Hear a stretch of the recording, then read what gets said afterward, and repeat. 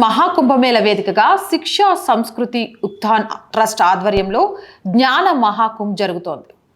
మహాకుంభమేళలో అసలు సనాతన ధర్మానికి సంబంధించి ఎలాంటి నిర్ణయాలు తీసుకోవాలి, హిందువుగా బ్రతుకుతున్నాను అంటే ఎలాంటి అలవాట్లు ఉండాలి, దేశాన్ని ఎలా ప్రేమించాలి, ఏ అంశాలైతే ఈ దేశం అభివృద్ధి చెందడానికి కారణమవుతుంది, ప్రపంచ దేశాలు చేతులెత్తి నమస్కరించేలాగా భారతదేశం ఎదగాలంటే ఏం చేయాలి, వీటి మీద అనేక సమావేశాలు జరుగుతున్నాయి. కానీ వాటిని వదిలిపెట్టి సోషల్ మీడియాలో కొందరు పని కట్టుకొని పూసలమ్మే ఆమె దగ్గర నుంచి ఐఐటి బాబాలంటూ కొన్ని పనికి మాలిన విషయాలనే షేర్ చేస్తున్నారు తప్ప అస్సలు ఈరోజు మనం తెలుసుకోవాల్సిన విషయాలు ఏంటి అనేది తెలియచేయట్లే. కానీ నాకు ఈ వార్త తెలిసిన తర్వాత చాలా చాలా చాలా చాలా సంతోషం అనిపించింది. అందుకే మీ అందరితో షేర్ చేసుకోవాలని ఈ వీడియో చేస్తున్నా.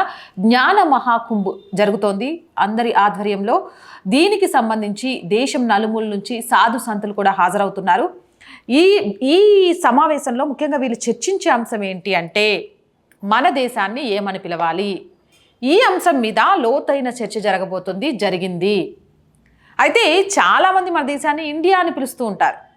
ఈ సమావేశానికి హాజరైన ప్రతినిధులందరూ తీవ్రంగా దీన్ని వ్యతిరేకించారు. నాతో సహా నేను కూడా ఇండియా అని పిలవడాన్ని వ్యతిరేకిస్తాను, భరతమాత భారతదేశం అని పిలవడానికి గర్విస్తాను. అదే విధంగా ఈ సమావేశానికి హాజరైన ప్రతినిధులందరూ సాధువులు, సంతలు, అఖాడాలకు సంబంధించిన వాళ్ళు, పెద్దలు, పూజ్యులు, వీళ్ళంతా కూడా చెప్పింది ఏంటి అంటే ఇక నుంచి ఇండియా అనేది పిలవకూడదు, భారతదేశం అని మాత్రమే పిలవాలి.